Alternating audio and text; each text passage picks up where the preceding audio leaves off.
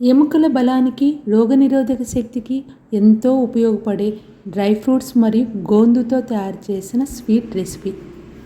ఒక పాన్లో ఒక స్పూన్ నెయ్యి వేసి మనం గోందు వేసినప్పుడు అవి నెమ్మదిగా విచ్చుకుంటాయి. తరువాత దీనిని పక్కకు పెట్టి మనం పొడి చేసుకోవాలి.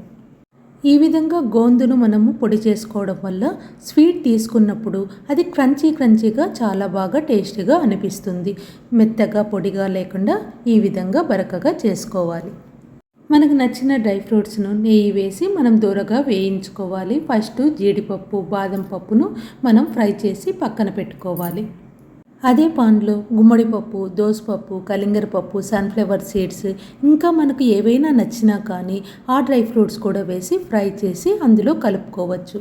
కట్ చేసి పెట్టుకున్న ఖర్జూరాలను కొంచెం నెయ్యి వేసి వేయించి అందులో మనం రెడీ చేసి పెట్టుకున్న డ్రై ఫ్రూట్స్ అన్నిటిని వేసి బాగా కలుపుకోవాలి. చివరగా రోల్స్ లాగా లేదా లడ్డూలా చుట్టుకొని ఎండు కొబ్బరితో గార్నిష్ చేసుకోవాలి. అంతే, మనకు ఎంతో రుచికరమైన స్వీట్ రెడీ. ఈ రెసిపీ మీకు నచ్చితే లైక్ చేయండి, మీ స్నేహితులతో షేర్ చేయండి. మరియు మరిన్ని ఆరోగ్యకరమైన వంటల కోసం మా ఛానల్ని సబ్స్క్రైబ్ చేయడం మర్చిపోకండి.